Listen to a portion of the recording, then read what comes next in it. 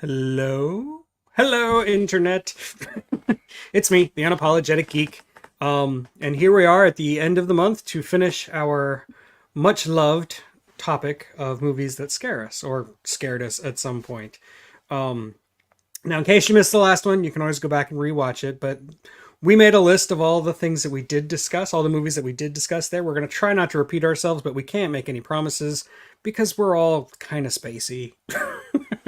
And the flow of the conversation will just take us where it takes us. But not Um, Kevin Spacey. no, not Kevin Spacey. I heard he won a lawsuit recently and he's trying to make a comeback, but I'm done with him. I mean, I loved him as an actor for a long time, but I just can't anymore. I'll just go watch LA Confidential and I'll still love him in that. That's fine.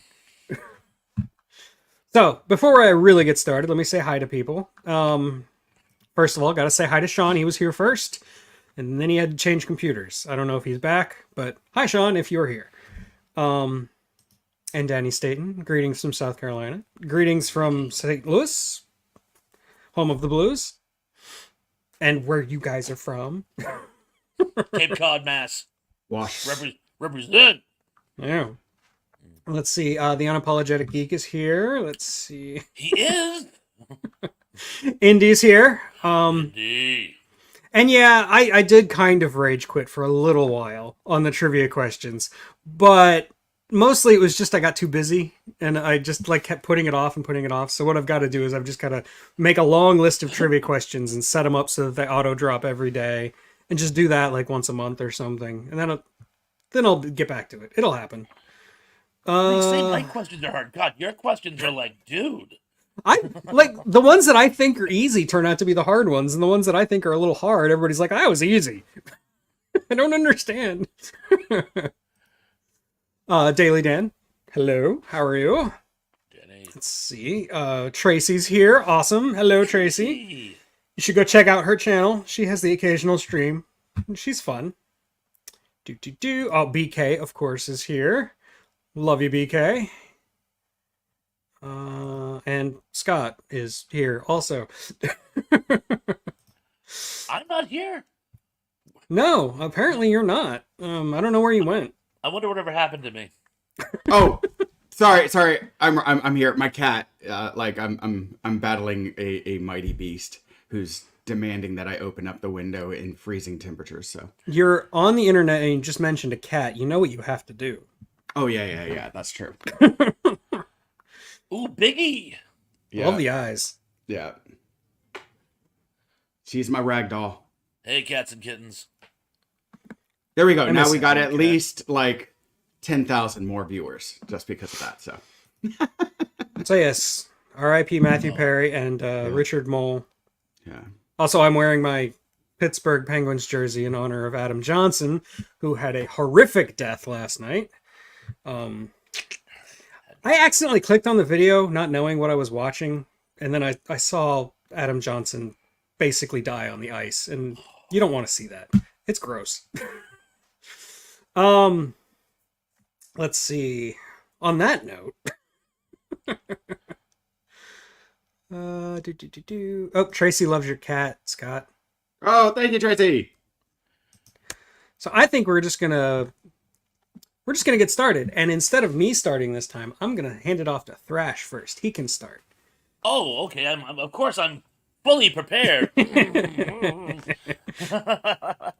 Well, as you know, I am a vintage horror buff, and so I decided to go vintage. Because, of course, by the time I was in middle school, horror movies didn't really scare me, with a few notable exceptions. But when I was a kid, even some of the classics scared me, and I'm going to go with one of the classicest of the classics, and that is 1958's The Blob with Steve McQueen. Nice. Oh, yeah. That is a good one. The scene where, in the very beginning, where the old guy who, I know dealing with meteors isn't something we do as a people, but when some goo comes out of a rock, don't play with it. And the old man's playing with it. That scene where the jelly just sort of latches onto his hand and he like starts shrieking in pain. That scared the Bee Gees out of me when I was a kid. For a while, I couldn't eat strawberry jam. So I have to go with that one. No, that's a good choice because there is something just viscerally unnerving about that you just touch something and it just completely consumes you. Just that. It reminds me of The Raft from Creepshow. So much. I'm Yeah, sure Stephen King borrowed heavily from The Blob. I'm sure, yeah. But I remember that traumatizing me as a child. Like the rest of Creepshow was fine, no problem. But The Raft, it warped me, man. No, Even the comic of that was very scary. what Yeah. I'm really curious about is I'm curious which came out first, if the Blob movie came out or D&D's Gelatinous Cube. That's one of the things I know, I'm a dork. I'm a dork. But like gelatinous You're among cubes, friends here. It's okay. yeah, gelatinous cubes, like people tend to like poo poo on them, but they are terrifying things. Like something you cannot see that if you walk into can dissolve you.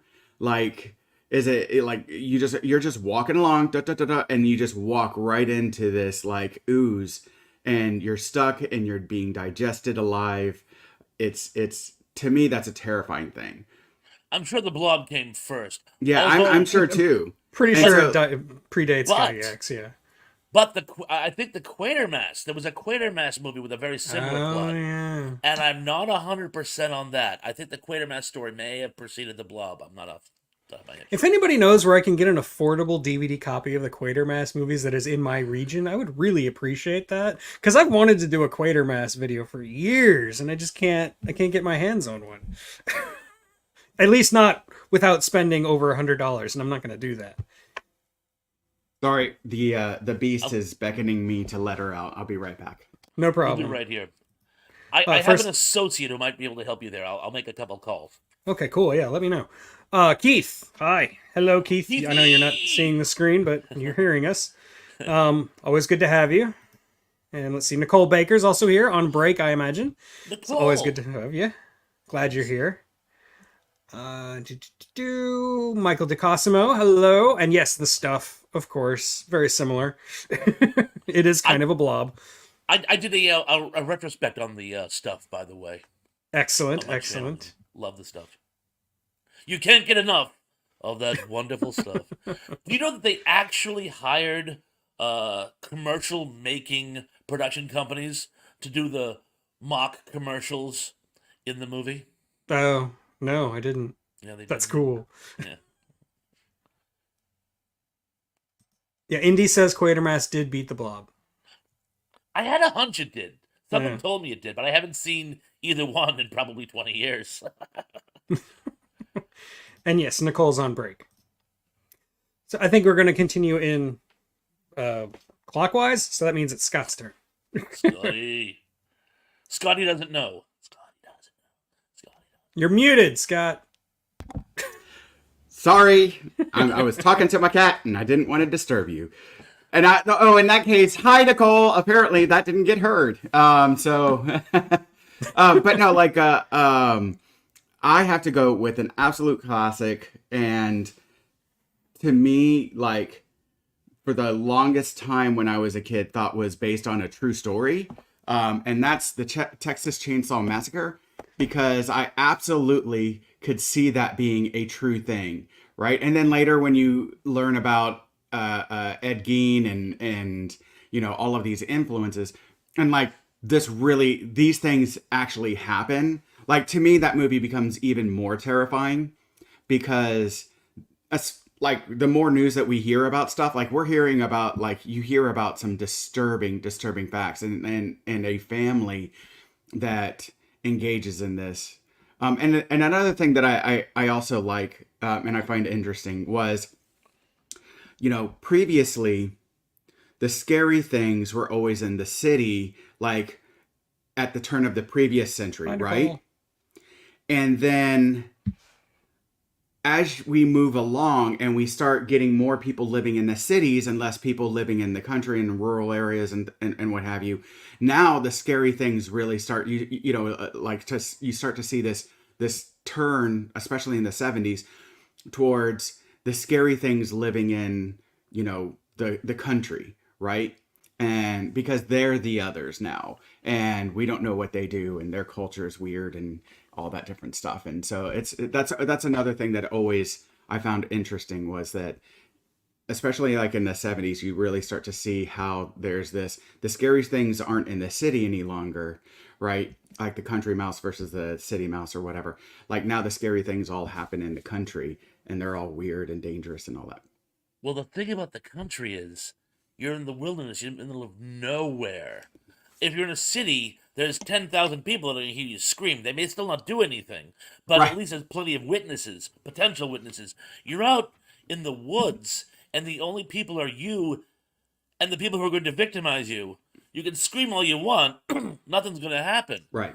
And that is very, very chilling and unnerving and very, very Lovecraftian almost.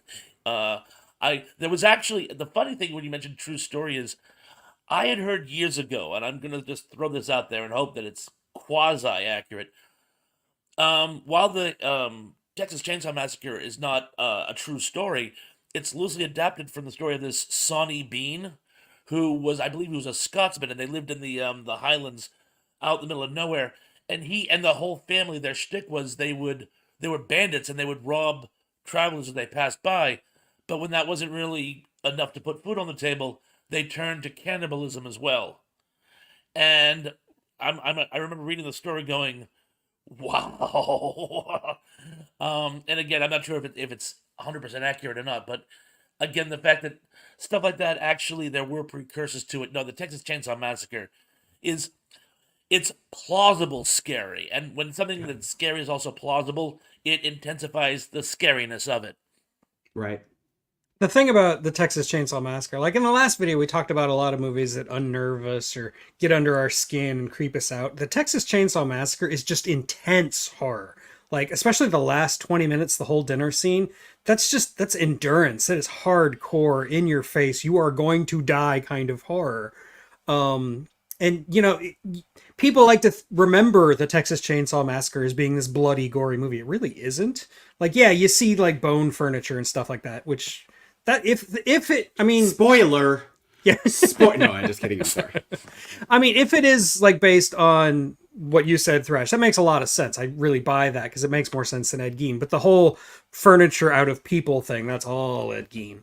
But anyway, like I was saying, like the just that visceral nature of it, that it's a different kind of horror than we've talked about so far. And I think that's worth noting. And I also, unpopular opinion, I think the remake is really good. It's one of the only Platinum Tunes remakes I like. And the reason I like it is because it doesn't try to copy the dinner scene. It doesn't try to do that. Instead, it makes the chainsaw itself terrifying. In a really good way. Now, it's very like early 2000s with the hyper cutting and stuff, and that's kind of annoying. But as a horror movie, I think it gets that idea of that visceral, in your face terror, like that activates your flight or fight symptoms. You know what I'm saying? Sympathetic nervous system. Yeah. And also Texas Chainsaw Massacre 2 is great just because it's a funny movie. It's much more funny than the first movie. Oh, really? I haven't seen the second. You've got Dennis Hopper wielding dual chainsaws, man. He was great in that movie. He really was. It was like the perfect Dennis Hopper moment. That's awesome. Yeah, I saw that in the theaters when I was like in high school, and I loved it. Yeah. I do have a little anecdote. I've probably told it before on this channel about the remake of the Texas Chainsaw Massacre, where I was there with my friend John and we were watching it, and there was an old lady behind us with her 6-year-old grandson. I'm like, what the hell? And they were just chatting, and like there were next to her, there were like some teenage girls doing what teenage girls do and just talk. And at one point, John, he'd asked them nicely a couple of times to keep it down, to like, try to respect the fact that we're watching a movie, and they just wouldn't do it. So at one point he stood up, he turned around, and he basically shouted, "Shut the F up," and then sat back down, and they were quiet for the rest of the movie. It worked. And then when the movie was over, the old lady with the grandson walks out, confronts my friend John, and says, "I can't believe you would say such language in front of my grandson." And he's like, "Do you know what movie you just took your grandson to too. What the hell? Priorities. Right. Now, there's plenty of anecdotal evidence about grandparents accidentally taking their grandkids to see a boy and his dog, Right. and That makes sense. with hilarity ensuing. But why would you take a child to a movie called The Texas Chainsaw Massacre? Right? What in God's name are you thinking? Even Grizzly. Oh, it's sort of like Gentle Ben. No, it's not. But I could understand the error. Texas Chainsaw Massacre. Kind of in the title. Right. You lost me at Texas. When my wife and I went and saw 300, like down like 4 seats down from us was a guy with 2 around like very like school age, early school age children watching, and I was like, what is wrong with this person? Like, I'm not a big like let's call CPS on everything kind of thing, but like or DCF depending on what state you're in or whatever. But like there's certain moments where I'm like, Child Protective Services may not be outside of the bounds on this one. Like, what is this? At least to Right. sit there and go, stop being a moron, dude. Like, I got the kids and I wanted to see the movie. Like, they just got to suffer through it. Oh, and I like Mental Ben. That's priceless. I thought that was pretty funny. Okay, so I guess it's my 400 turn. years Let me old. see. Let me pull up my list. Well, there's one that I could not believe for the life of me. Nobody even mentioned in the last video, and that is The Thing, the John Carpenter version, the 1982 version.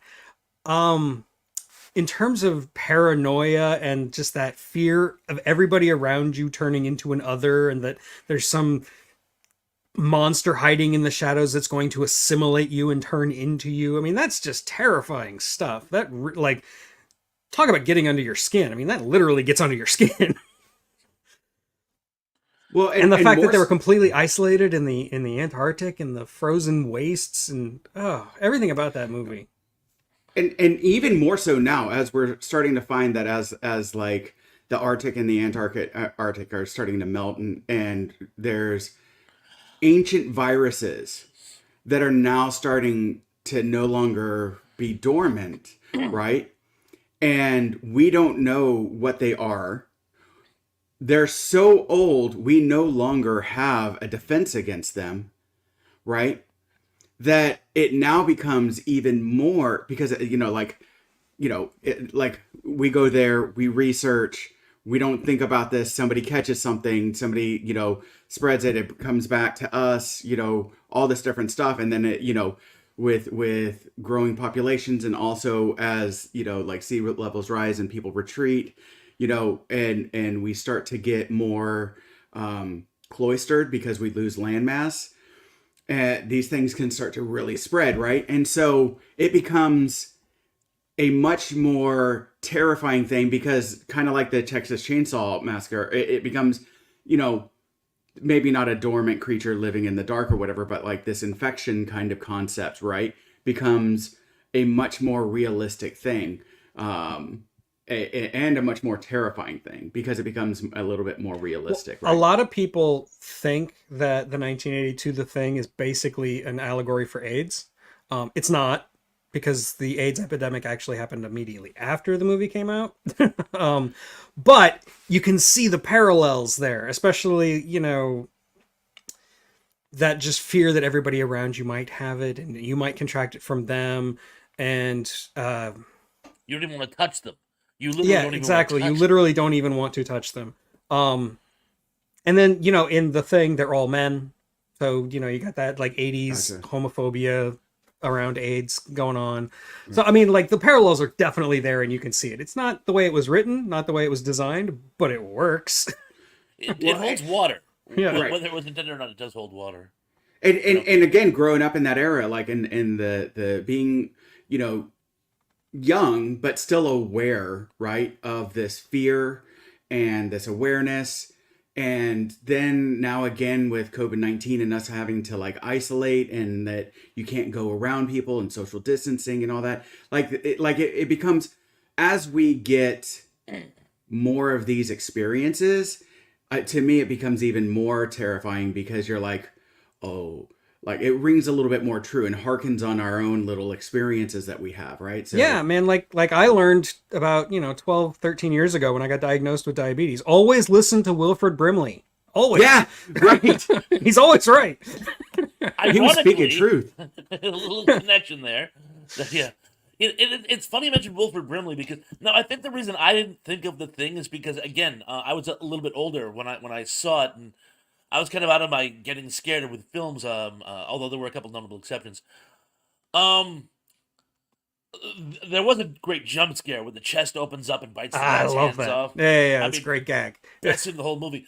But for some reason, and you're right about the cloistered paranoia and being isolated, not being able to get help. Um, but Wilford Brimley really scared me, and I don't know why. I think because he always reminded me a little bit of my grandfather, Mine but the too. fact that he kind of went deep end, and when they locked him away, that scene was like, "Oh, come on, you can let me out. I'm better now." And that just really, I'm like, ooh, spoken like someone who isn't better now. You know what I'm saying? It was a He, perfect example of inverse casting because you never expect Wilford Brimley to play this kind of character, I, you know? I know, And he I does it know. so well. Oh, Yeah. It's like having like Ron Perlman play like a caring elementary school principal. You right. know, It's like- But which I would love to see. I would. well, It's like, I like again for what Ron Perlman gets cast as, it's a contrast. But who he is at it, like I've watched a number of interviews. I follow him on Twitter. Like he is a very compassionate, caring, like genuinely nice guy, right? And really cares about people. Really like wants the best for people. So like him playing that, I think it's inverse for what we see him for the roles that we see him play, but it's very true to who he is, right?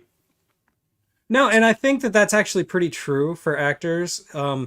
When I do my research for like sci-fi movies and when I do my research for horror movies, one thing I've noticed that seems to separate them is that people tend to say a lot more warm things about horror actors. Like horror actors tend to be more warm and compassionate and nice, genuinely nice people, but they're drawn to the horror genre for whatever reason. And I think there's something interesting in that, worth you know what I think it evaluating. is?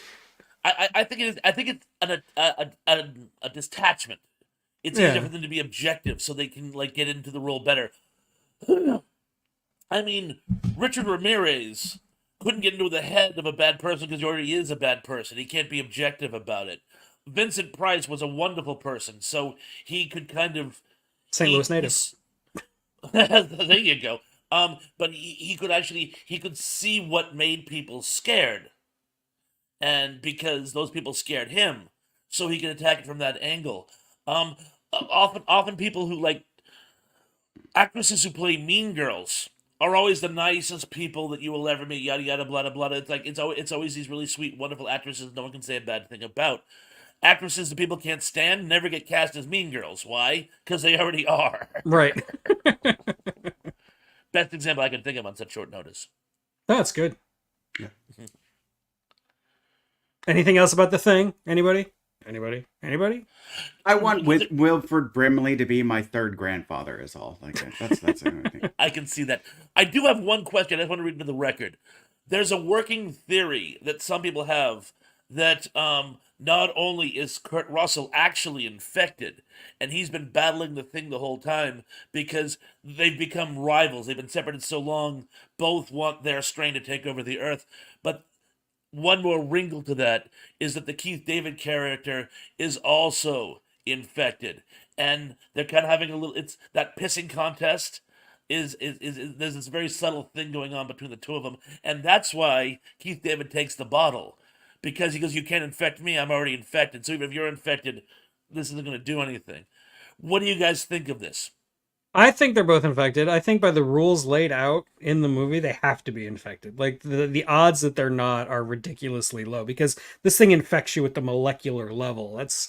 There's no way of escaping that. So I do think they're both the thing. I wrote a blog about it a long time ago on my website. But like I think the bottle is actually alcohol. I don't think it's gasoline. I know people love to think that it's gasoline. You can see Keith David's breath. Stop it.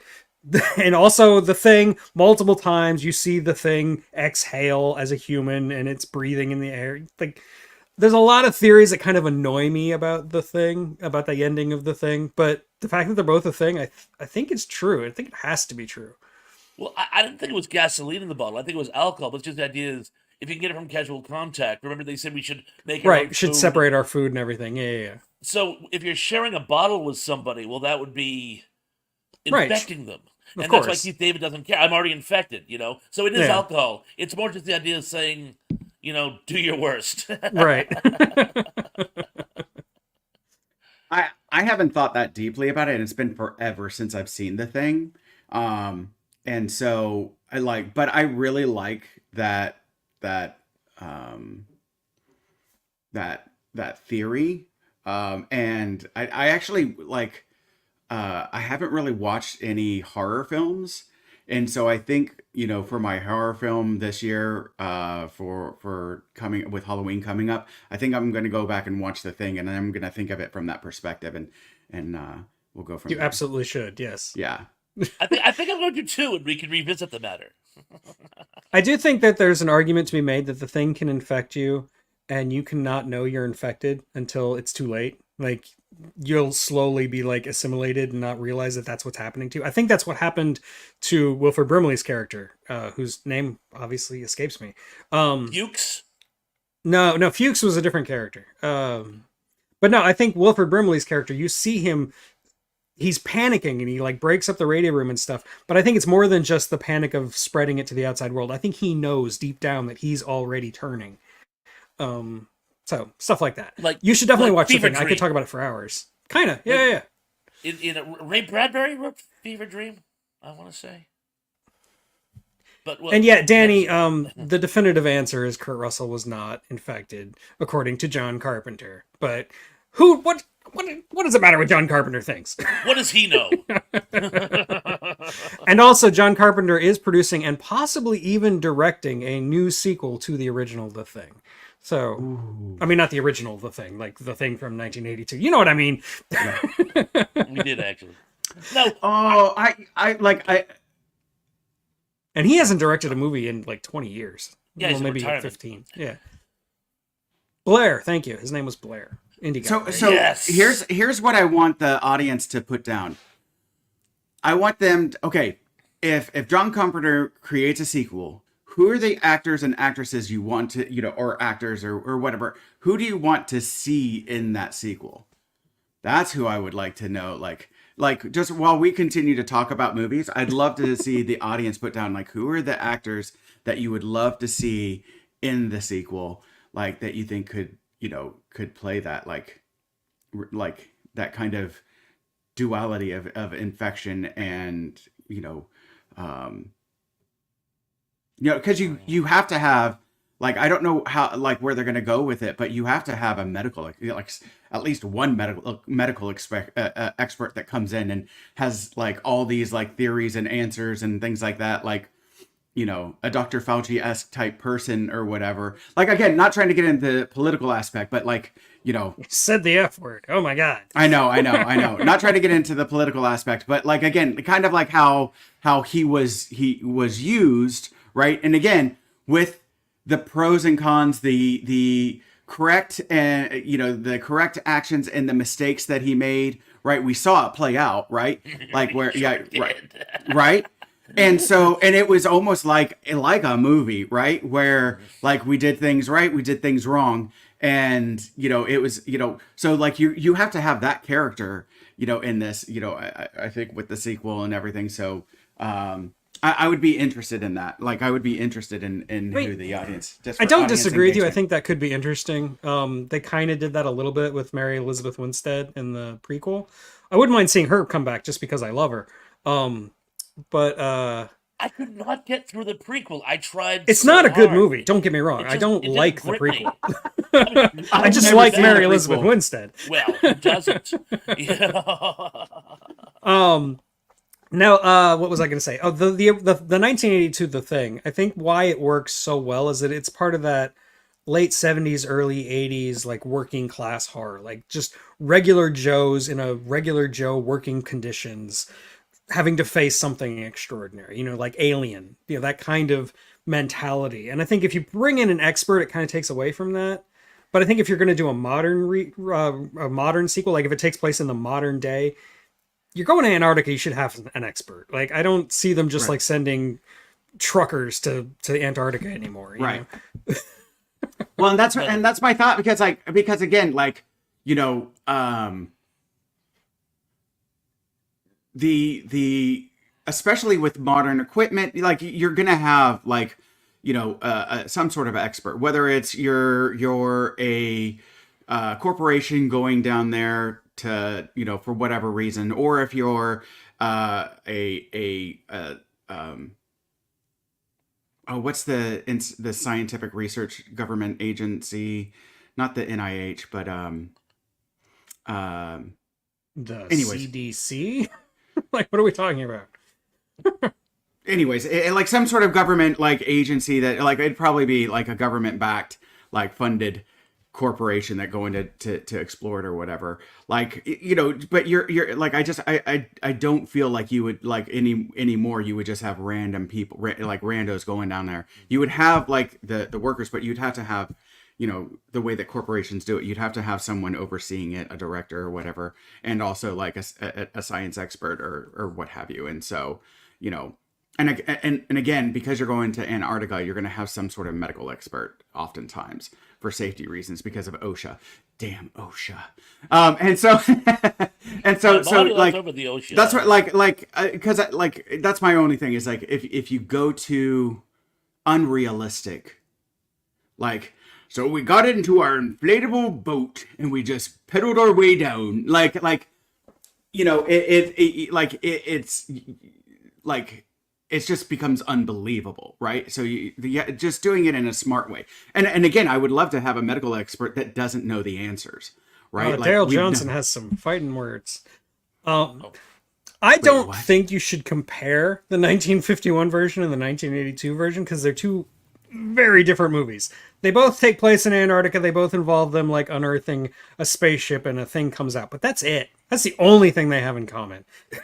The 1951 movie is a great movie. I love it. It's one of my absolute favorites. But I'm not going to say it's better than 1982. I'm not going to say 1982 is better than it either. They're both just different. They're two different apples and oranges. That's all. I just had to say. No, I'm from Washington. Apples are better. No.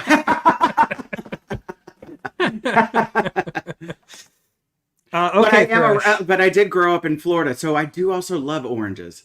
I'm perplexed. Anyways, I think we spent enough time on the thing. So Yeah, let's, yeah. Sorry. Conscience, move on. huh? sorry. Oh, Thresh, I think it's your turn. me again? Cool, Yep. cool. Well, I'm gonna go really off the rails on this one because, like, as I say, it was in my youth that I actually found myself truly scared by scary movies, and in my youth, it was these old 50s sci-fi horror movies that I was first exposed to. And this one actually scared the Bee Gees out of me. And the funny thing was I saw it very good. I saw it like when I was like 4 years old, and it was like Run Behind the Couch Scared, but I didn't know the name of it. And it turns out it wasn't even it didn't really even have a really science fictiony name. It was 1957's Atomic Sub. You guys familiar with this one at all? No. You've reached far beyond my expertise.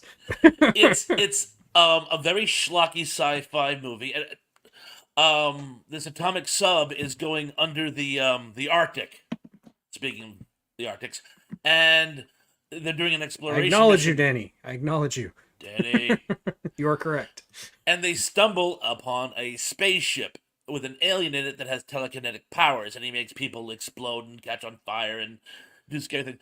But when they finally get to see the alien, it looks like a squid which is exploded, but it has this like there's one really really long appendage, and there's this giant, scary, menacing eye in it, and it looks through you.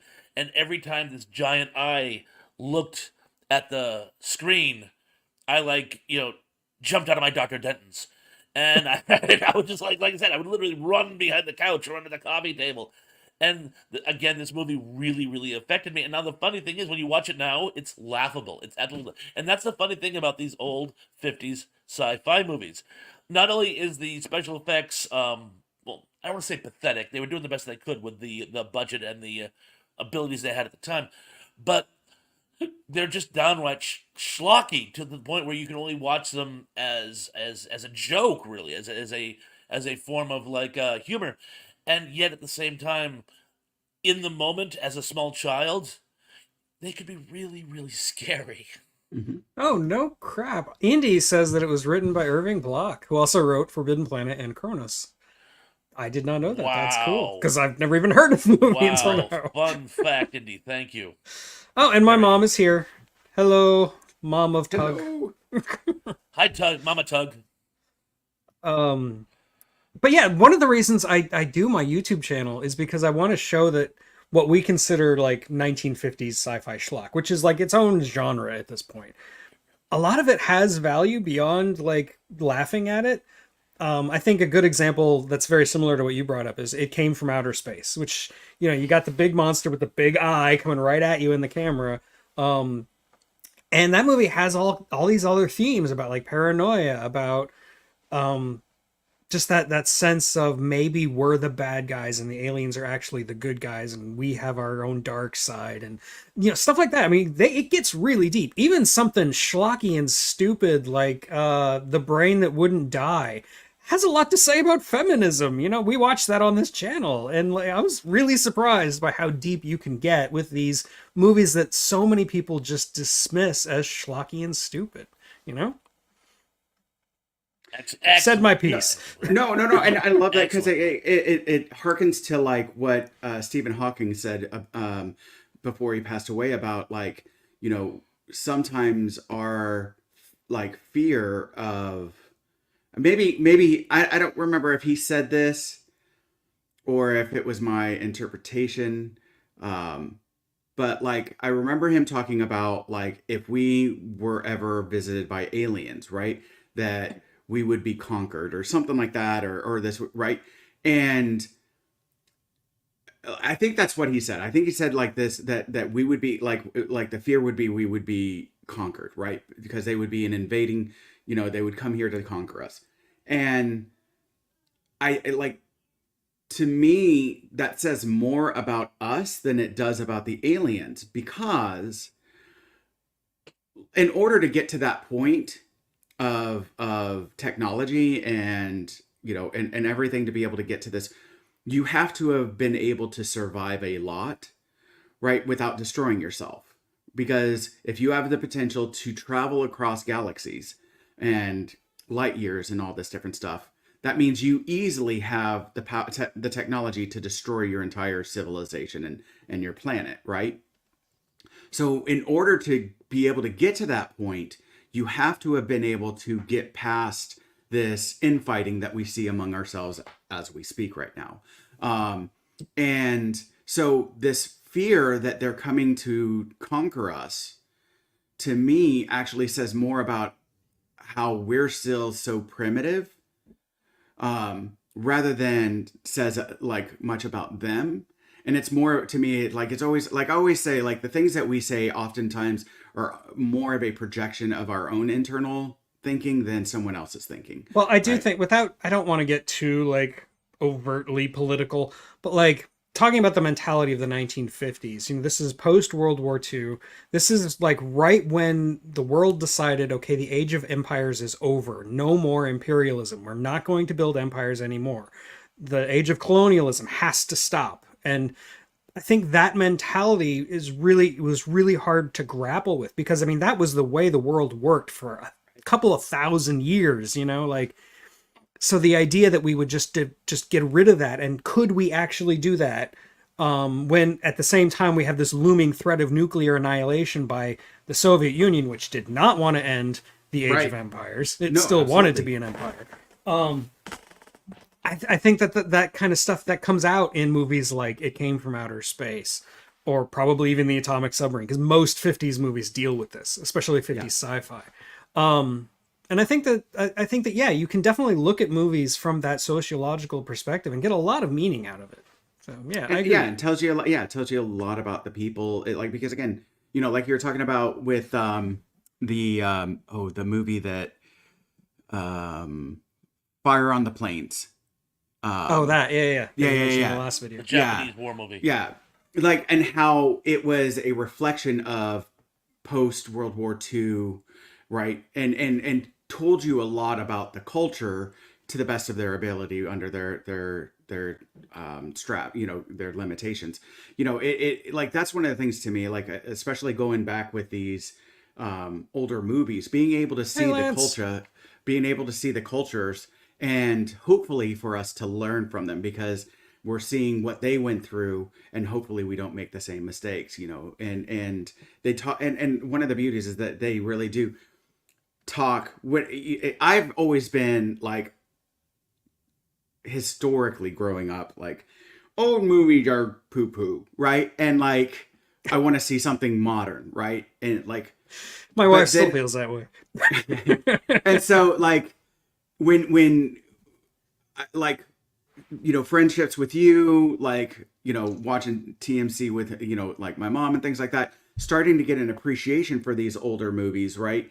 And the storytelling, right? Okay, yeah, right, like you said, the special effects aren't there, and but the storytelling was, I think, in a lot of ways surpassed what we have nowadays. Because they had a better education, anyways, for a number of reasons. And so We don't need to get into that. We'll be here all day. So for a number of reasons, but the storytelling and it like really is exemplary, right? And so and being able to see those wonderful stories and really thought-provoking stories, to me is what like is so much surpasses the schlock, right? Like we like the brain that would not die, or the brain what would not die, or whatever. Whatever it's Watching called. that with you.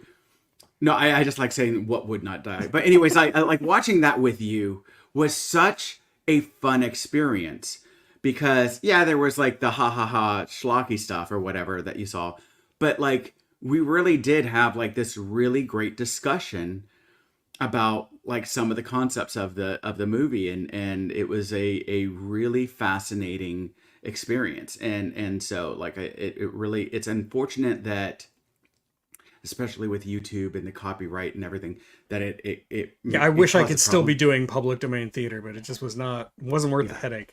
Yeah, and so like it really does like create this it would be a really wonderful way of taking these movies that people aren't watching a lot of, right, and really getting them out there again and into the zeitgeist and having a conversation about what they were talking about that we could learn from. But anyways, Anyway, before we keep going, I gotta take off my jersey because I'm getting hot.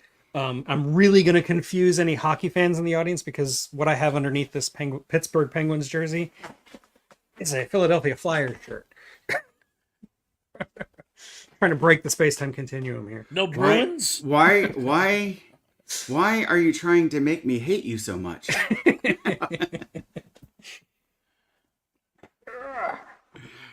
Well done.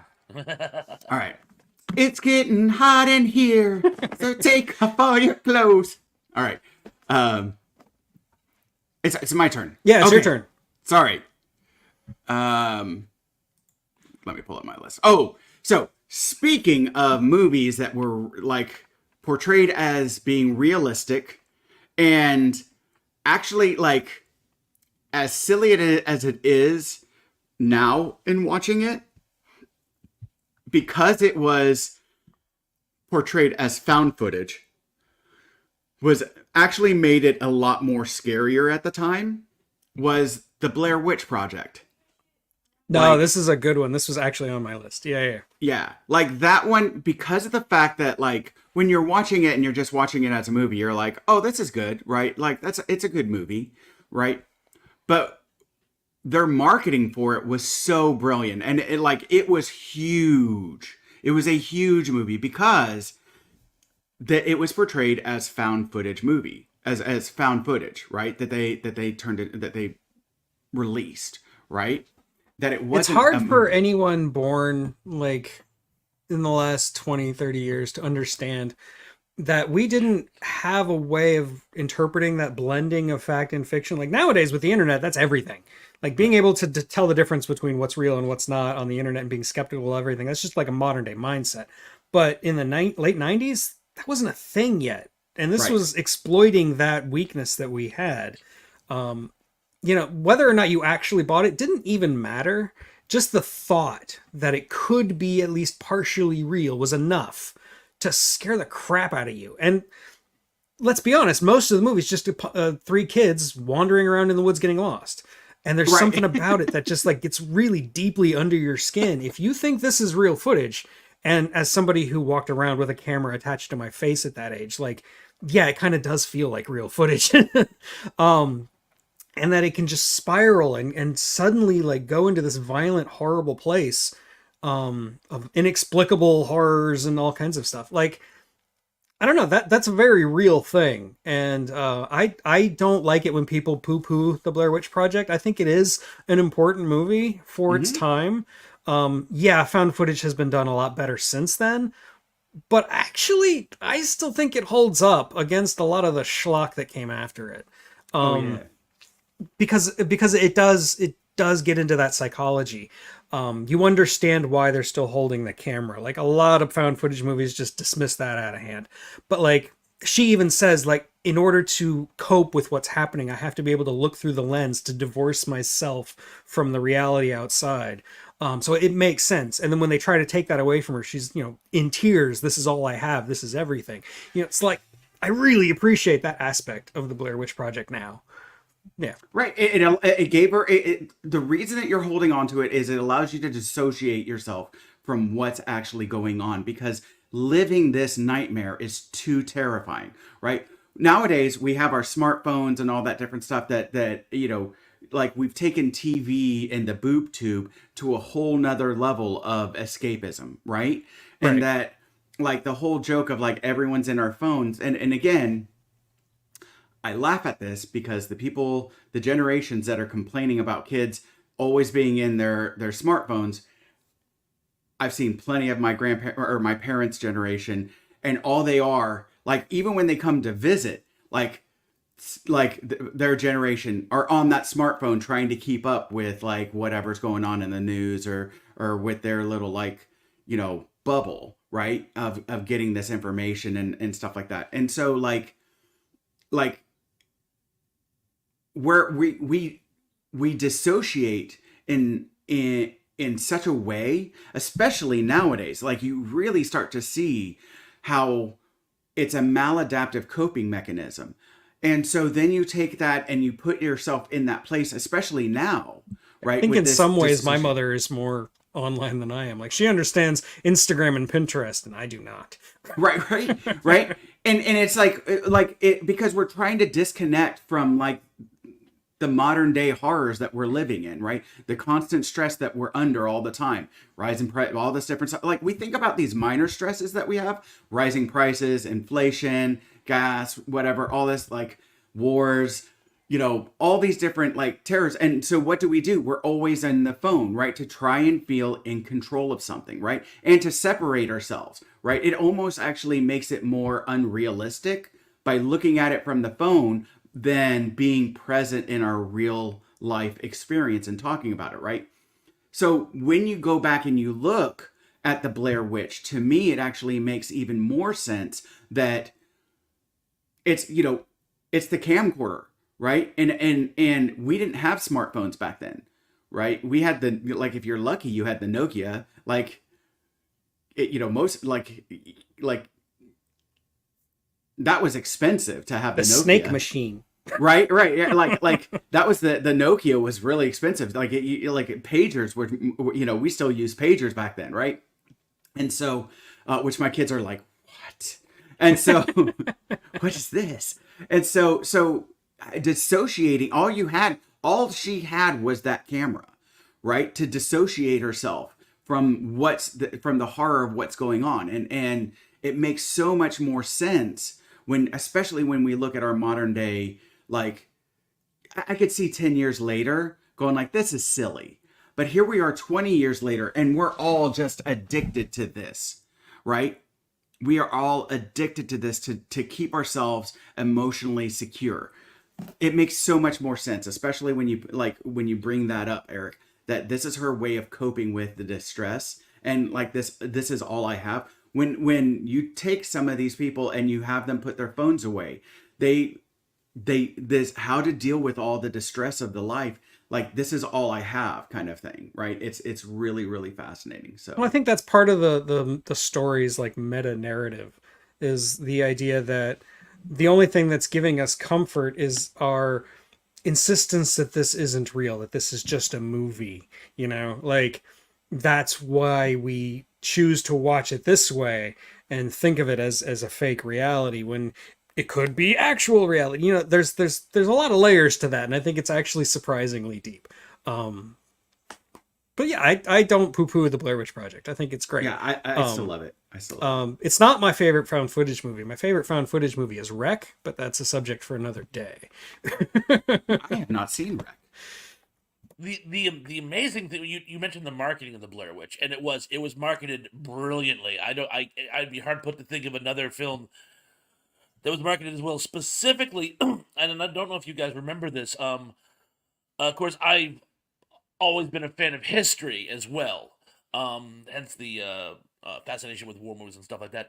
So I used to watch the History Channel all the time, and a few months before the film came out, they ran on the History Channel. They ran this documentary on American witchcraft, and they mentioned the Bell Witch, but they said, and here's a little known one. It's called the Blair Witch, and they did a whole documentary where they brought out experts and interviewed people, and they told us the history of you remember this? Yes, You can still yes. find that online, actually. Yeah. And they told the history of the Blair Witch, and when I saw this, I had no idea it was marketing an upcoming movie. So when the movie came out, I go, no kidding, they made a movie about and so I was actually caught hook, line, and sinker initially.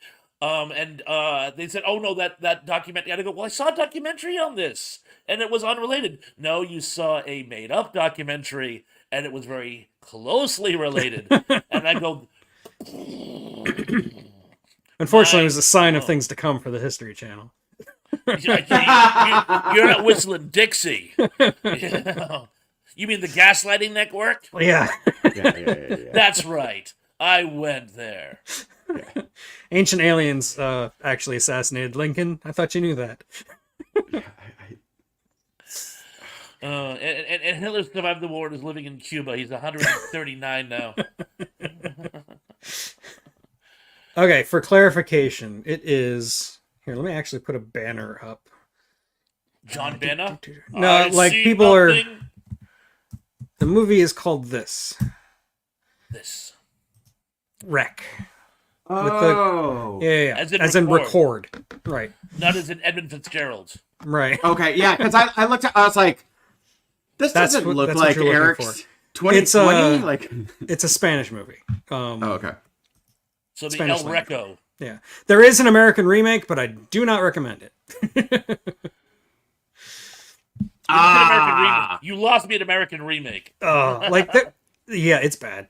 Quarantine. The movie where the final shot of the movie is the poster.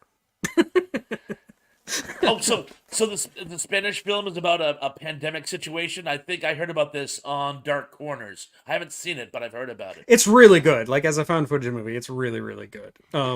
I've seen the poster, or I've seen the little, like, the cover. You'd like it, Thrash. It's basically a zombie movie. Well, like I said, I heard about it on Dark Corners. I just haven't had a chance to see it. Yeah. Give me a chance to work on my Espanol. Mi español es muy malo. It is free. It's included with a Prime membership on Prime. Woohoo! Yeah, so I even like adding the that. sequels. The third one is bizarre. It goes in a completely different direction. But the second one, the first sequel of Rec 2, is surprisingly good in that it literally picks up exactly where the first one left off, like the same frame basically, and just keeps going. I love Rec that. 2? Yeah, that's a thing. It's like Final Destination 2. Okay, whoa. Well, then which is it? Is it a Final Destination or is it a previous to the Final Destination? But before I get to my choice, I do want to make an honorable mention to another found footage movie, and people are gonna laugh, but Paranormal Activity actually got me. The first time I saw it, like watching it, I thought nothing of it. I thought, this is stupid. We're just watching a door move. Who cares? This is a dumb movie. But then once it was over, I was freaked out. And I could not account for it. Like, it creeped me out. And I was like alone in the dark at night in my house. And I'm just like, ah! So it got me. I don't know how, but it got me.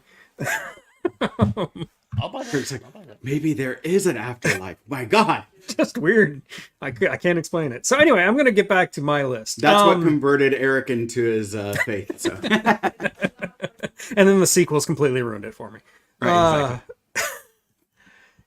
Candyman. I don't like bees. And Tony Todd is one creepy mother. He's wow. That movie is so it really got under my skin in a visceral level when I was a kid. The gore in it is actually like, it's disturbing gore. It's not fun gore. Like, I love the Friday the 13th movies, like when they're not cut to crap by the MPAA, and like the gore is there, but it's just silly. It's just goofy. It's not realistic in any way. Candyman, it's still not really realistic, but you really feel the wet, grimy gore of it. I don't know. There's just something about it with the hook, and he's gutting you from groin to gullet or something like that. That really got to me as a kid. And like I said, I already don't like bees. I don't know what a bee phobia is called, but I have it. I can't stand them. I can't even stand the sight of a bee. It freaks me out. So the fact that movie's full of bees and bees are coming out of Tony Todd's mouth and he's holding up his gory hook hand, like that just, wow, that got me. I'll buy that. I can't watch Arachnophobia. Yeah, Arachnophobia is actually also on my list. I couldn't watch it. Can't do it. Sorry. No, thank I you. love Arachnophobia, but man, is it Can't do spiders. I have put holes in walls because of spiders. Oh, by the way, Mrs. Thrash just got home with the groceries. So everybody say hi, Mrs. Thrash. Hey, Mr. Trash. Hi, Mrs. Thrash. She can hear us through your headphones. She can actually, and she's waving. Oh, she can. Oh, She's fantastic. doing Oh, weird. jazz hands. Unexpected.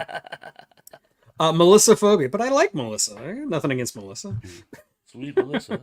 I know. And yes. I was just. I have very real reason for my fear of bees. I was stung very little. Are you allergic to bee stings, by the way? I'm not allergic to bee stings. I thought I was when I was younger, but I'm not. I'm allergic to pain. It hurts me. Right. I tear up a lot under pain, and it's hard to breathe because of and I have an increased snot creation, Right. And discharge whenever I'm in pain. So, and strange noises come from my mouth too, wailings almost. So I'll buy when that. I'm in pain. Candyman, I don't like bees. Boy, they really missed out with the golden slogan for the movie. Thanks, Eddie. I'm still surprised no one's mentioned The Wicker Man yet. Not the original good one, the hideous American remake. bees! Yeah. Not the bees, not the bees, not the bees. They're in my mouth. I think we're a couple of years late for that meme on YouTube. What was it? Didn't Exorcist 3 also use a lot of bees in it too, or something like that? Haven't seen it.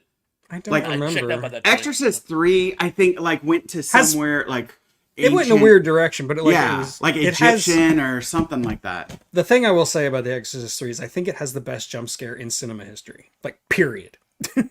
And that is, you're just looking at a hallway, and a guy's walking down the hallway, and then right after him, a nurse, or like a nun basically, comes out holding a giant pair of like hedge trimmer shears or something, and just walks right through the hallway, like right past your screen, and just like, man, it works so well. There's no music cue, there's no warning, like it's just a thing that happens, and it gets me it's a great jump scare.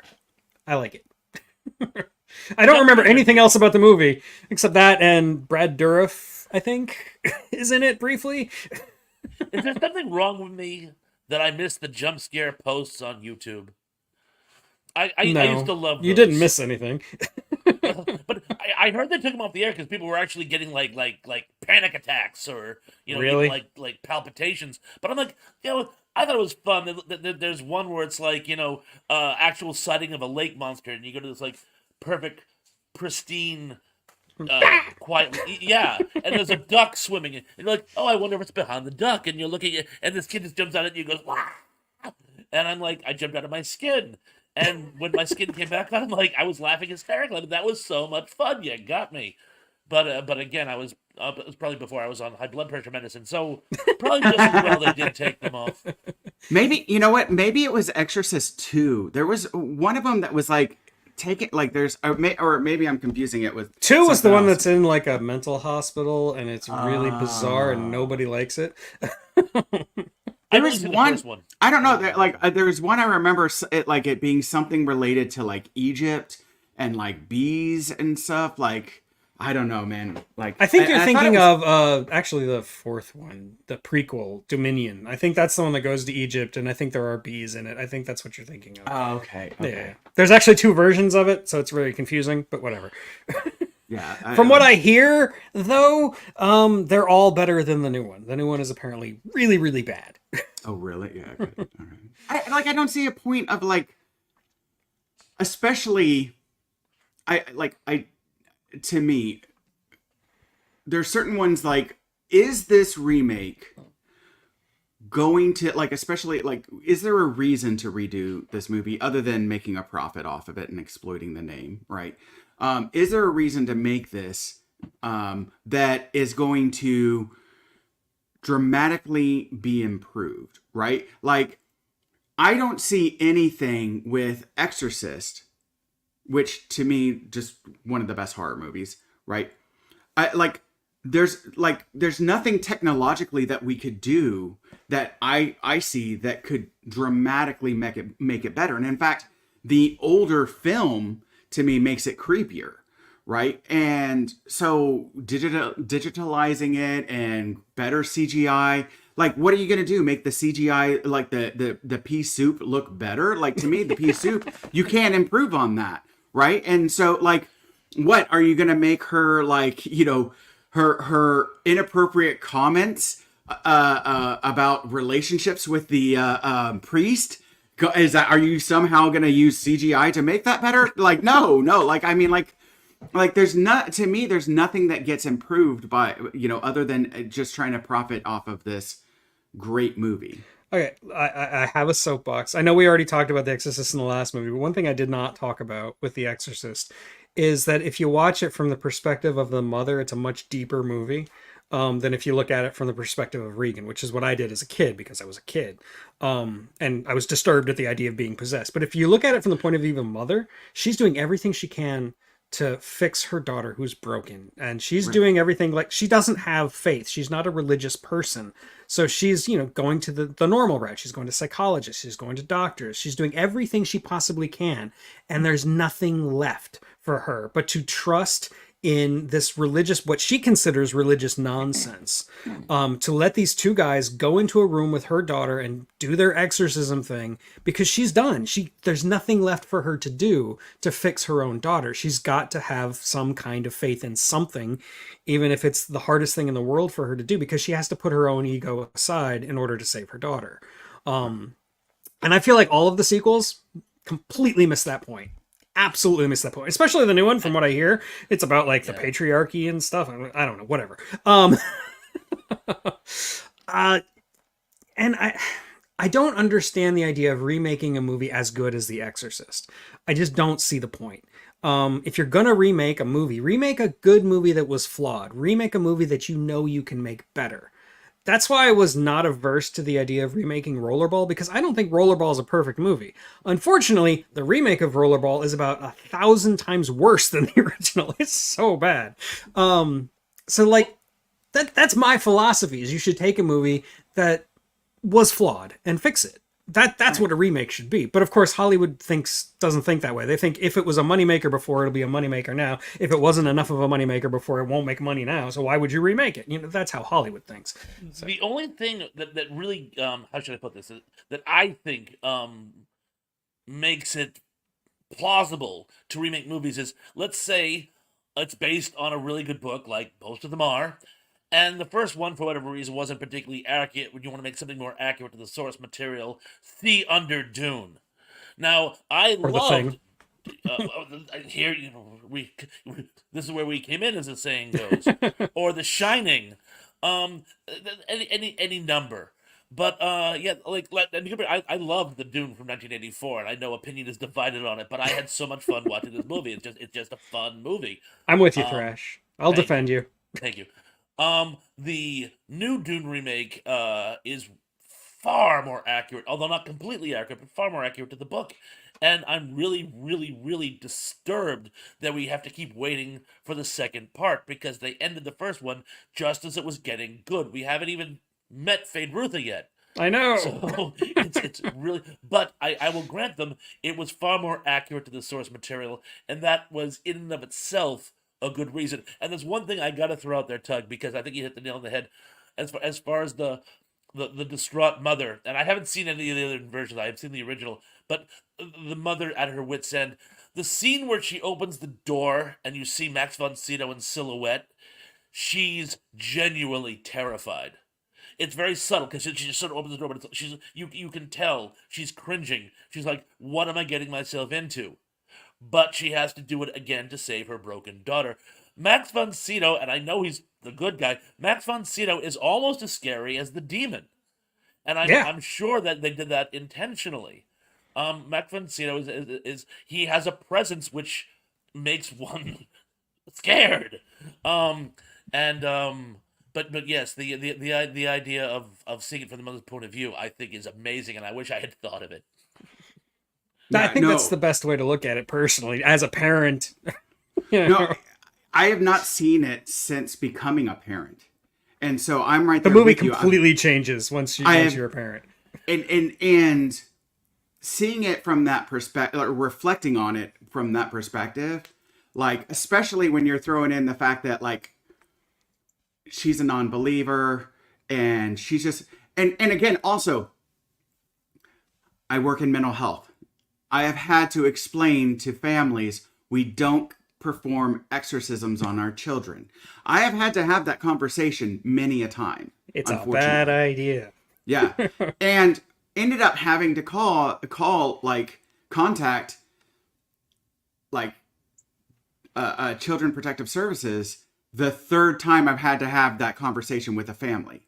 Like, yeah, like when you tell them like, and they like, and then you're like, the kid comes back again because of what they're experiencing, and they've done it again, and you're like, you can't, like, seriously, you can't do it. And I probably should have called then. And then they come back a third time, and I'm like, okay, we have talked about this. This is the third time we have talked about this, and your child's come to the inpatient unit. We do not perform exorcisms on our children, right? And also, like, I'll at least give like the Catholic Church some kudos, because from what I have heard, they really tried to rein that in. And they really try, from what I've heard from some of the religious people that I work with in the like when I've asked them about it and everything, that they've really tried to rein that in. They've really tried to it's a very like small portion of people that are actually like trained in this and everything. And so like, but again, they have an organization and a hierarchy and policies and all this different stuff as far as doing it. And, when you've got like Joe Blow's like church on the side of the road, and they're doing all kinds of different things. And again, I'm not going to disparage anyone's religion, but like they're just doing it because they've seen movies, and they've not gone to any kind of like training or anything like that, and they're just sort of making stuff up. And again, I'm not saying that they aren't doing that, but again, I don't want to disparage anybody's faith. But but I get also as a provider, like at wit's end, right? Of parents. I get like I've heard the stories of what the parents go through with their struggling children. I've heard, especially like it's really, really rare, but it happens, like early onset schizophrenia is really, really, it's incredibly rare, but it happens. And it is really, really hard because also you're incredibly limited with what you can treat them with, right? And so not everything works because, again, pharmaceutical companies don't, do a lot of testing, because who wants to put their kid in for testing for a medication to see if it'll happen to work or if there's going to be a serious side effect, right? And so they're not able to do a lot of testing because there's not a lot of volunteers for this, all this different stuff. So it's hard, right, to get the approvals and stuff like that. And so I can get, especially when you bring that up, like we've tried all of these medications and they are not working. We've used the ones that are approved. Like I would love for us to be able to get long-acting injectables like approved, so that for those few children that experience it, getting them started early on to prevent the brain damage that comes from this disease, as it's degenerative. So that we can protect the children lifelong and everything early on, all this different stuff. I would love for us to be able to get to that point. You get better outcomes, all that different with adults, all this different things. But it's a struggle. So when you're talking about like this mom, I've tried doctors, and again, like you go through that, they go through that, right?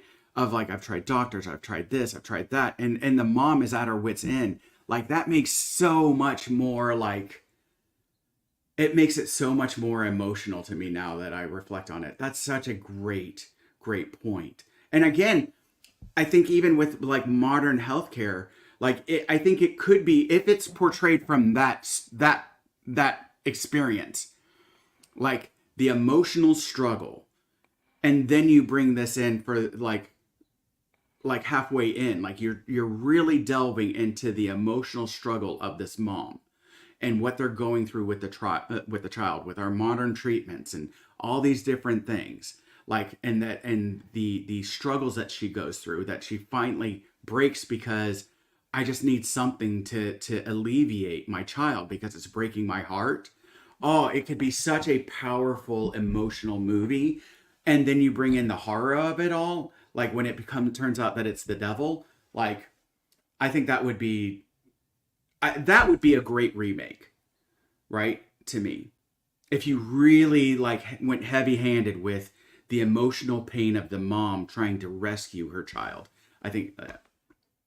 Well, and you made me think of this, Scott, and you must see this so often. I can only imagine, because I've certainly, I'm not in the profession, but I've certainly heard this enough. Mental health it's not like there's no quick fix. Right. It's not like, I broke my leg and I wear a cast and now my leg is better. But people want there to be a quick fix. I believe it was Sterling who said something. I'm offering you science, but what you wanted is magic. You want like a magic wand or an elixir that will just cure your child and we can all move forward. If there's one mistake the old style 60s sitcoms tricked us with, this idea that in a half an hour an entire problem could be resolved and never spoken again. It's like, oh, you have a drug problem? Well, drugs are bad. Mom, you're right, I'll never do drugs again. The universe doesn't work like that. And I think some of these parents who are, again, not as the saying goes, at their wits' end, they just want this fix. They just want it over. And if some, and I'm not going to knock anybody's religion, but if some charlatan from some wannabe faction of a religion says, "Oh, let me do an exorcism and everything will be fine," the temptation to do that must be almost beyond the ability to bear. So, and again, you are so right to sort of put your foot down. But I mean, the frustration that brought the parents to that level. I mean, I gotta say, I can certainly understand it. No, Yeah, especially no. like if you're struggling just to get an answer, just to understand why. And the devil did it is an easy answer. It's not an exorcism is not an easy solution, but it is an easy answer. Like Yes. you can wrap your brain around that if you're religious, if you believe in the devil. That makes sense to you. So yeah, I don't think the parents are worth disparaging. I mean, I like Scott said, they're at their wits' ends, you know. Yeah. But it is tragic that they tried to And, go that route. but There, and also with our modern, with this evolution into distrusting healthcare, and I think Question authority. right. And I question Well, you, Scott. I know. Good practitioners will tell you, will even say I've worked with many a practitioner or a provider, right? And all of us don't like the pharmaceutical companies, or at least the good ones, right? We don't like the pharmaceutical companies, but this is the system of healthcare that we've established, right?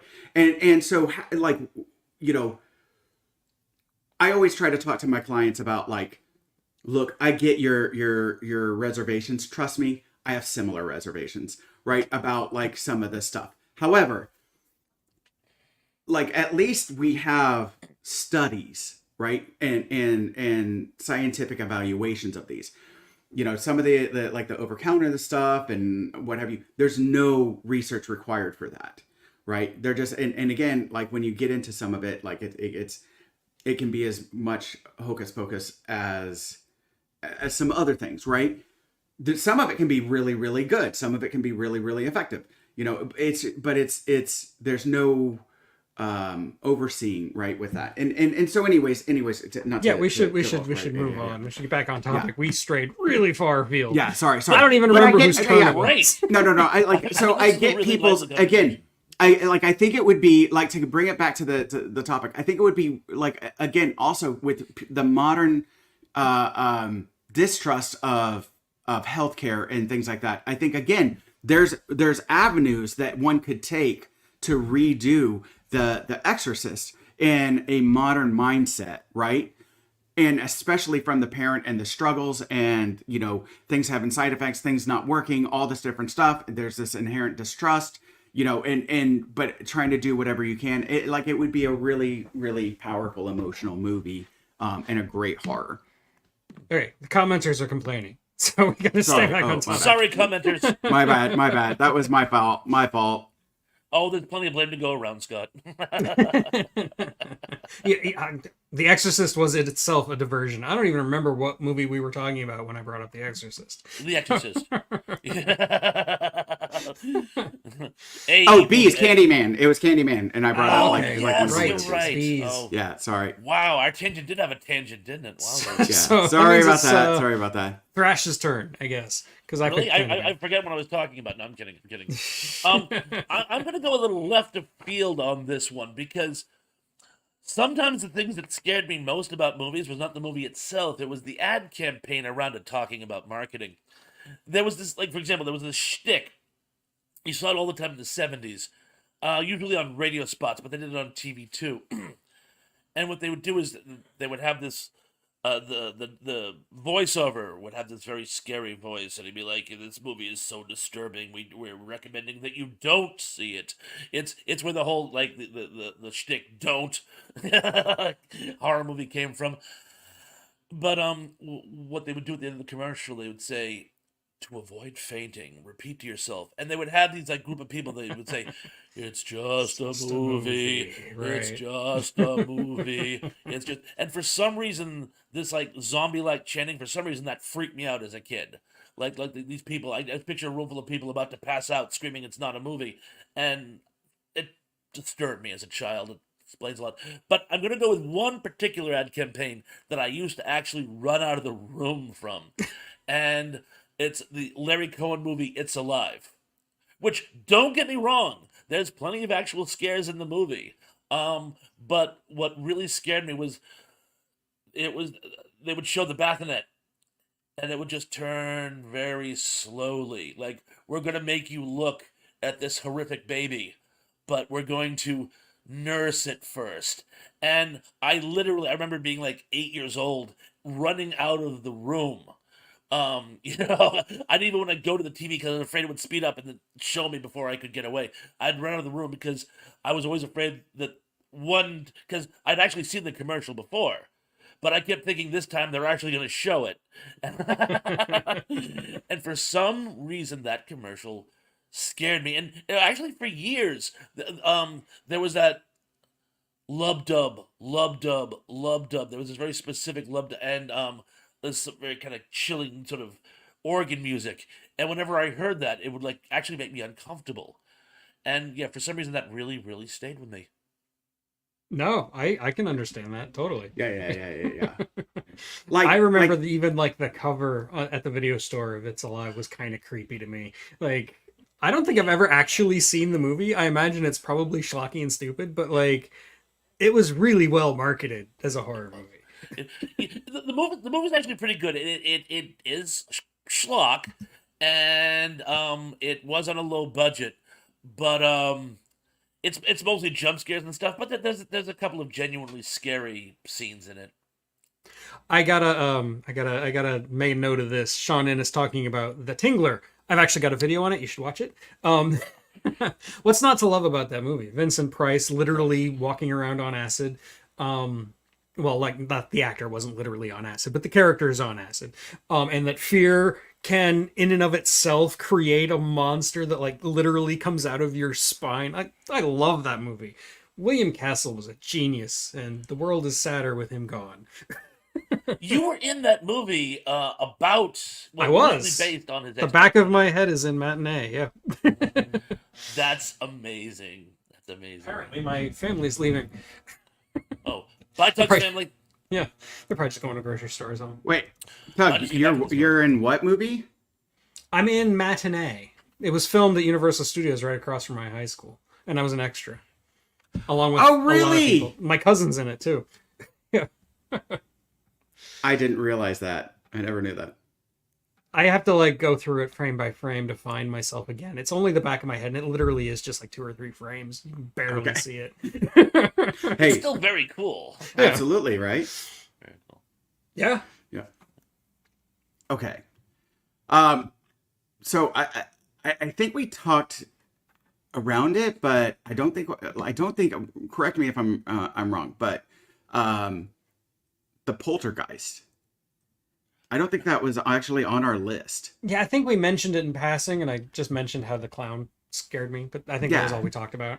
Yeah. When I was a kid and like seeing that movie and the static and the little girl, the actress passed away. I remember, like, didn't she pass away young?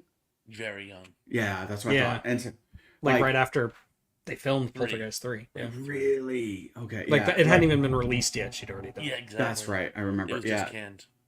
and so like her turning around and going, "They're here," like just is like first off iconic, and then the very small older lady with glasses that's the specialist or whatever that comes in. I can't remember her name. Oh, Zelda but- Rubinstein is the Yes! actress's name. Yeah. Yeah, that's right. Yeah, phenomenal. And then This house is clean.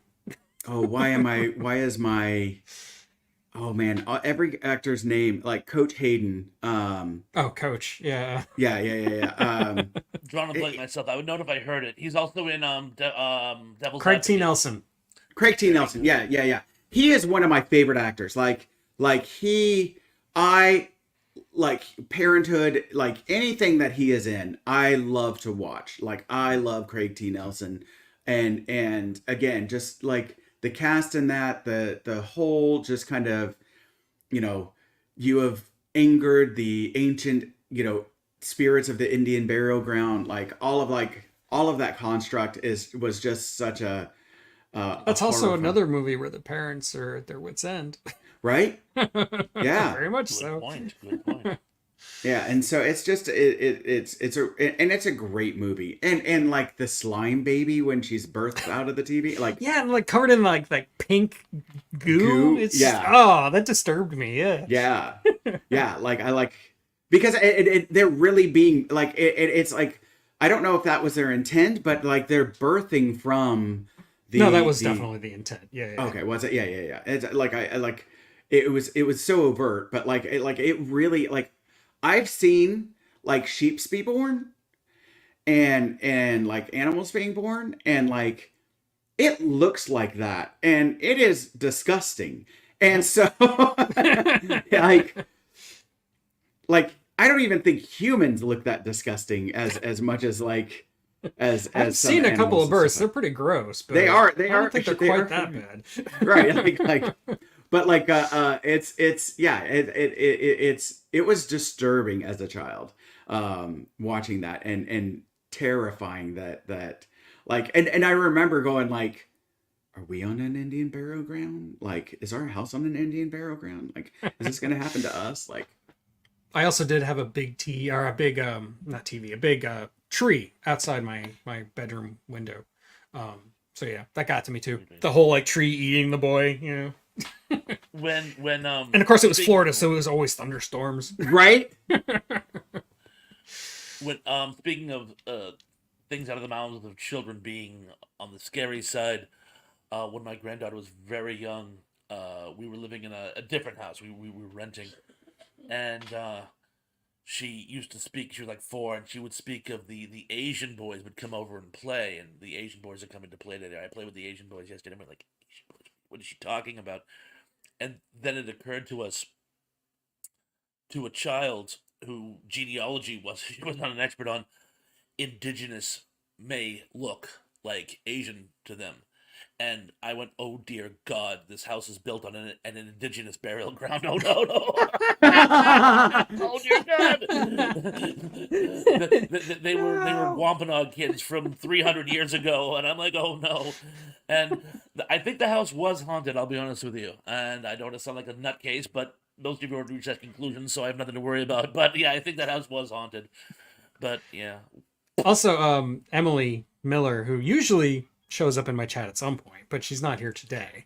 She posted a picture of the cult leader from Poltergeist 2. That guy was creepy as hell, man. He was a great. He was in Cotton Club too, and he was creepy in that Oh, yeah, as yeah. well. Yes, he's a great creepy actor because his face just looks all gaunt, like his skin is just like pulled against his skull. And that smile. And that smile, those teeth, those crooked teeth. That guy was just the whole movie could have just been him, and it would have scared me. And along the same lines, Sean Ennis mentions Phantasm, a movie that I don't think gets enough love. No, the- right? I think it's a crime that the tall man from the Phantasm movies isn't as well known as Freddy Krueger, Jason Voorhees, Ghostface. and yeah, Ghostface. I mean, come on. The tall man he's an icon of horror, and he should always be an icon of horror. Just like that strange ball that sucks all the blood out of your face. Yeah. Anyway, I don't remember who brought up Poltergeist. I Oh, did. that was Scott. You did. No, Oh, yeah, it was Scott. did. Oh, I'm sorry. I did. I don't know. Who I'm knows? swinging wild. Okay, I've only got a couple more on my list, but I'm going to mention a slightly obscure one. Phantasm also, by the way, is able to be watched if you have a Prime membership. Oh, awesome. It's a movie about loss.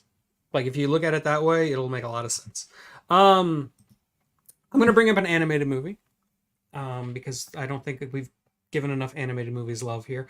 But the movie I'm picking is an actual anime from Japan called Perfect Blue. If you know this movie, you know this movie. If you don't know this movie, it has probably the most harrowing, YouTube hates this word, but I'm going to say it anyway, rape scene in any movie, like period. because it's a film shoot and they're filming a rape scene for a movie, or well, it's a drama TV series. But this is about a woman, a pop icon in Japan, who's like transitioned into acting. And this is her way of like basically losing her good girl persona and becoming something else. And she's basically losing her mind. She's becoming schizophrenic.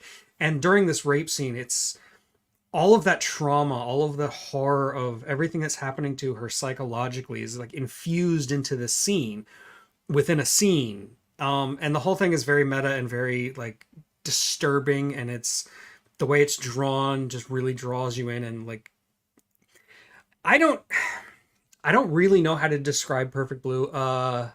If you've seen what's that Darren Aronofsky movie? Black Swan. It's basically a remake of Perfect Blue. Yeah, I talked about it at length on a podcast not too long ago, on my podcast, The Screaming Heap. You should go check it out. Me and Lynn really broke this movie apart and explained it. But it's a scary movie. And like, I saw that when I was older. It was like 97, I think. Yeah, it's 97 when it came out. So yeah, I looked it up. So it still disturbed me, even though like I was already well versed in disturbing movies and like nothing seemed to bother me anymore. But Perfect Blue got under me. It really like it ate away at my brain. So I recommend it. Japanese animated cinema has the ability to do that. I must confess, I had a similar experience with Yorotsuki Doji. It for some reason that one stayed with me, and others as well. And it's funny because anime seems to go the gambit from downright insipid childish to get in your mind and stay there horror. And you know, it's a really Perfect Blue does that really well. Like the opening shot is just like some Power Ranger cosplay thing at a park, and it turns into like this pop show where little girls are like dancing and singing happily, and it becomes one of the most harrowing and disturbing movies I've ever seen. You know, it's amazing that Japanese cinema can do that. It's probably my, if I had to list like the most disturbing animated movies I've ever seen, it would be competing with Watership Down. Only because when I saw Watership Down, I had no idea what it was. And I was like 8. it's a fun cartoon about rabbits. Yeah, it's about rabbits. I like rabbits. Peter So, Rabbit! I Rabbits. Yeah. heard that the grandkids can see it. What's going on? The boy and his dog. You know? Yeah, no, I have not seen it, and so You I'm should. like, no. I want to, but for those that are watching this, you can see it if you have a subscription to Shudder or AMC Plus, and so those are the places that you can watch it if you have those. I always like to put that out there, just because like I'm hoping people like me will watch these and go, I have never seen that. I've never heard of this. Let me go watch it. And so I like to put those out there as places to watch these. And so anyways. Okay. Trash. Oh, my turn We'll keep again? going for a little while longer. I know we've already hit an hour and a half, but we can keep going. Let's see. I'm gonna go 50s again, and it's an old English in this case. Although I think they said it in America or Canada, but so everyone has these wonky accents. But it's 1958's Fiend Without a Face. And did I get that title right? I'm sure I did. That sounds Yeah. right. Like I've heard of Fiend it. Without a Yeah, Face, I've yeah. never seen it, but I've heard of it. And it's this mad scientist type, and he's working on some type of new communication equipment. Long story short, he inadvertently, while he's using his like own mental thoughts to like program this thing, and he inadvertently imagines a monster which eats brains, and what they are these like giant like slug-like things, which are basically a human brain and spinal column with these like weird eye stalks. And they go around looking for humans to suck their brains out. And for the first half of the movie, they're invisible. And for some reason, invisible monsters really scared me as a kid because you couldn't see them. Of course. they could get to you more easily. You had no warning. And but when you could see them, just the idea of these like giant slug things, and what they would do is they would leap at you, wrap around your neck, and like suck out your brains. And There's and like so many other. In fact, I talk about this. I'm gonna plug myself in just a second when I talk about the top 10 precursors to the Living Dead films that Right. I believe were source material for Night of the Living Dead. Check it out on my channel. I gave him a little bit of input. You gave me a lot of input. You were actually very helpful, and I want to thank you for that. But uh, they try to board themselves up in a house, and of course, it doesn't work. So the idea that you weren't, as a child, the idea you weren't even safe in your own home, they tear through screens. They start coming down the chimney like they do in The Birds. And we had a fireplace when I was a kid, and I didn't know about the flue, so I thought like monsters could just come in through the chimney like Santa Claus. And for some reason, this movie scared the bejesus out of me when I was like 7 or 8. And I saw it with my uncles. My uncles loved to watch scary horror movies with me. Probably because it was so much fun when I was scared. But yeah, I saw this one with them and was never quite the same afterward. No, that's yeah. I got distracted when you were mentioning Santa Claus and the chimney, and started thinking about Gremlins, and now I'm sad. Yes. But And no, a lot I'm of like, people argue, is Gremlins a Halloween movie or a Christmas movie? it takes place at Christmas. It's Yeah, Christmas. it's a Exactly, but Christmas it feels like a Halloween movie. But it's a scary movie, Scary like movie, yeah. scary-ish movie. Yeah, it here's scared what's me a bit funny. as a kid. Sure. Unrelated, but I'm going to throw it out there. You know what I watched last night? I watched Night of the Comet, and I will stand by. It is not a horror movie. It's a Christmas movie. I will stand by that. I can see the argument. I don't know if I agree with it, but I can see the argument. RSEFX says Fiend Without a Face was based on an old pulp magazine story called The Thought Monster. Neat. Thank you. Cool. Thank you. Good fun fact. Love those. Okay, I wish I had more to say, but I haven't seen it, so I Well, can't. yeah, I haven't seen talk it either, yeah. This is intelligently the on it. problem. I almost didn't dig deep, and I'll tell you why. Because so far we've had the most mileage out of movies that we've all seen. I'm not deliberately, but I seem to be finding movies that you guys haven't seen and therefore could have no input on. And I should have thought myself out more clearly. No, I'm, no, no, I'm no. ashamed of myself for not knowing these movies. Like 50s sci-fi cinema is supposed to be my thing. No, well, for me, I love it because like I can't say much, but I'm like, please feel free to say everything that you want about it, right? Yeah. Monologue on all you like. Because to me, I love We need to give Scott some culture. He's uncultured. exactly. I know. But no, for me, I love this because like it also gives me hope and hopefully other people the opportunity that if you haven't seen this, to grab your kids and explore this together, right? And check these out together and having take a bonding moment and not only give me culture but also my kids, and you're helping the next generation, right? And so to me, I love learning about these because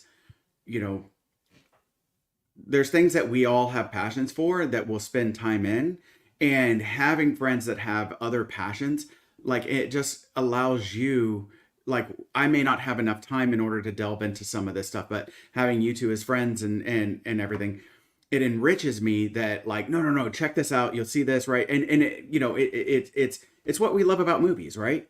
Like, oh, let me show you this movie, and we get to then live vicariously through that person, right? So then whenever I come in, if I talk to you guys about it, like, oh my God, let me tell you about this, right? That's what I'm saying, right? It's the beauty of movie magic, man. And so that's why I love it. Please, monologue all you like.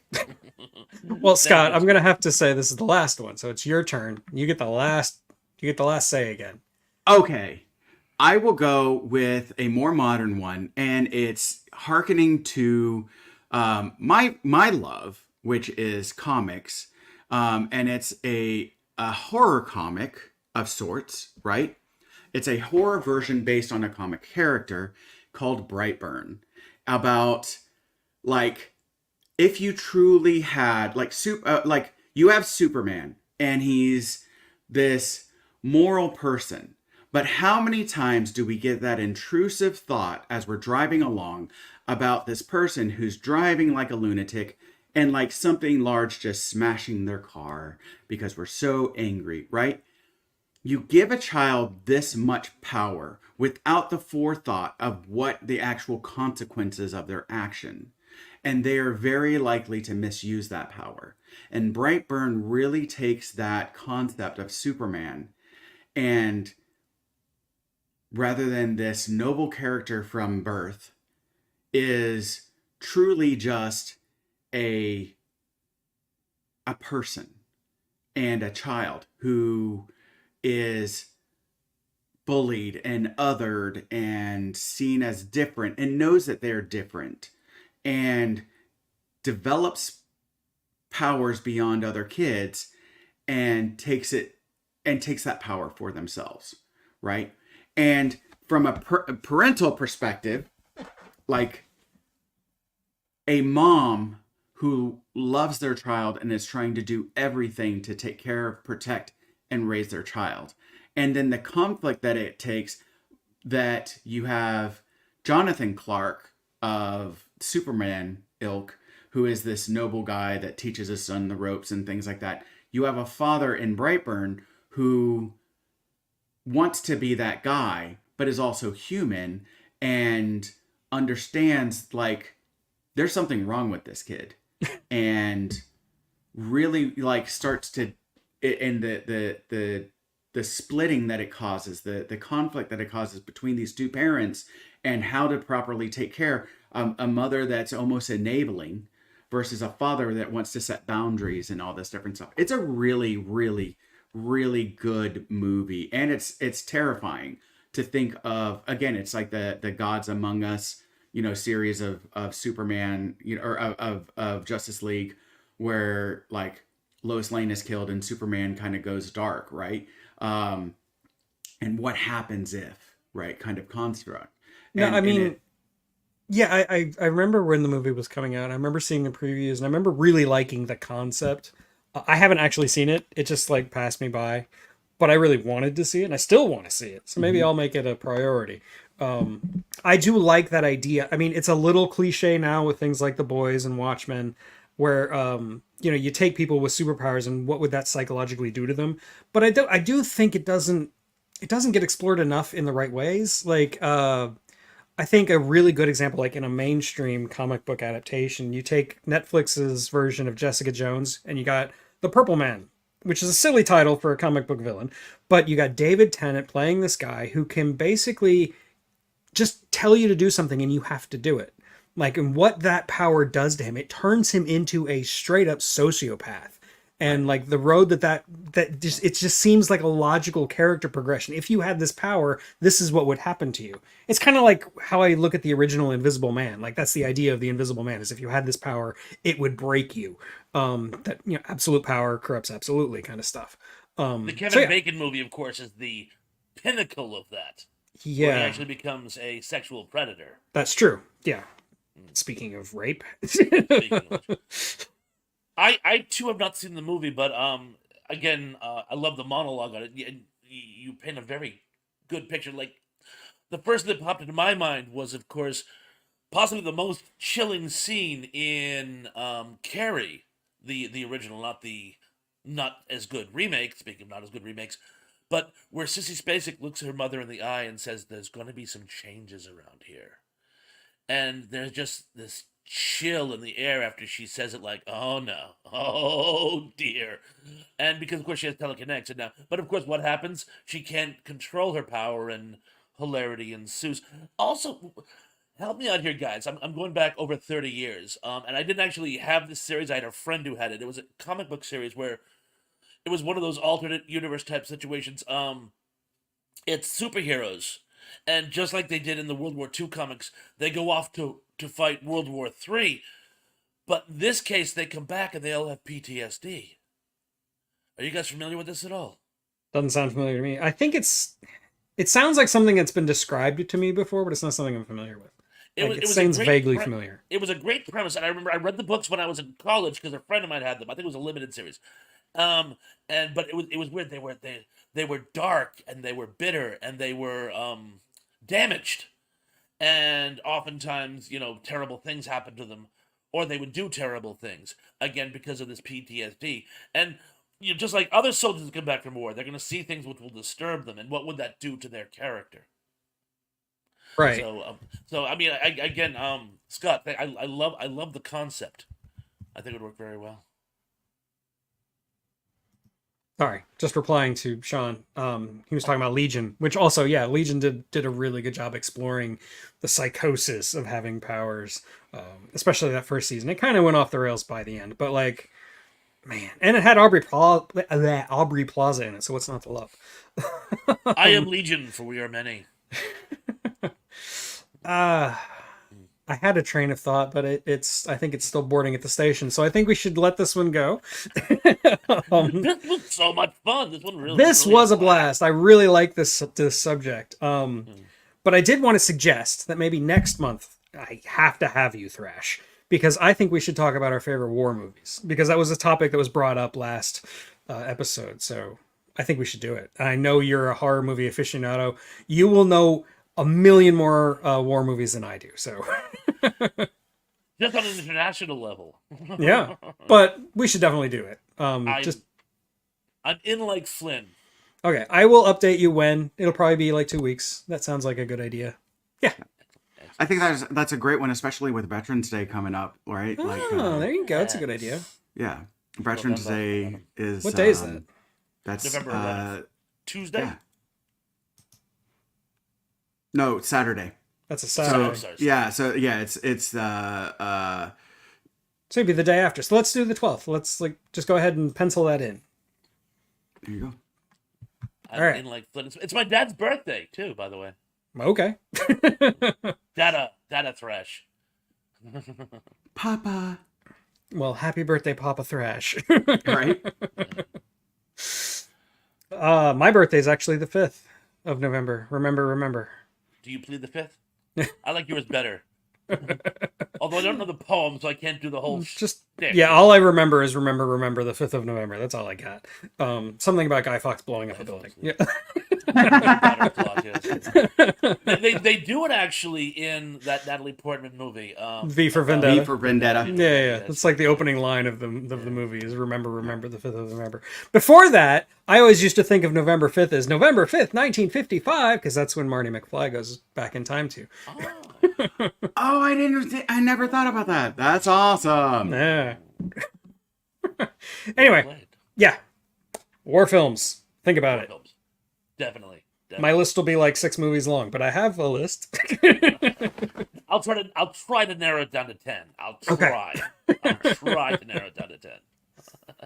Okay, so thank you all for being here. Thank you for everybody in the comments. Thank you, Scott. Thank you, Thrash. Where can we find you, Thrash? You can find me right on Thrash Pondo Pawns. Again, I've been having some great mileage with my creepy classics. That's where I take a nice, fun, upbeat song from days gone by and illustrate how the lyrics are actually disturbed and scary. And I call those my creepy classics. They're a lot of fun. Annie, are you this okay? yeah. Specifically, I did Michael Jackson's Smooth Criminal, which was far more disturbing than even I imagined it was. I also have what I think is one of my proudest posts. I do 10 films. My all-time favorite sci-fi horror movie of all time, at the risk of being redundant, is, of course, Night of the Living Dead. And I do the top 10 films which predated the Night of the Living Dead, which I feel influenced its conception. Well, actually, 9 and the Epic of Gilgamesh. But you'll have to actually watch the post to hear that out. And Scott, where can people find you? So, you can find me at my practice. No, you can find me on From Here to Paternity, our podcast that I do with Eric, and I also manage the Twitter or X page at F Paternity, the Instagram From Here to Paternity, and the Facebook page From Here to Paternity. Check out our Instagram. I really try to do funny posts and match them with funny songs. And I've been starting to bring them over from Instagram onto like Facebook stories and reels. So I'm trying to post those more often so that you can have the post with the songs that I'm trying to match them with. Just because it makes it like, I think it adds an extra layer of humor when you take the theme of our little funny posts and then make it even darker or more twisted with the music. And so like I try to do funny stuff with that. But yeah, like we do a podcast with Eric. So Awesome. And yeah, I've only recently started looking at all those Instagram ones and like listening to the music that you've matched up with everything, and it is good. You do a good job. Anyway, yeah, that's it for today. If you haven't seen it yet, I did drop a video on the Wolfman this morning. The original Wolfman with Lon Chaney Jr. It was the last of the Universal Classic monsters I hadn't covered yet, so I had to get to him. And anyway, happy Halloween, and watch a lot of good scary movies. And I'll see you next time. See you guys tonight. Take care. Good.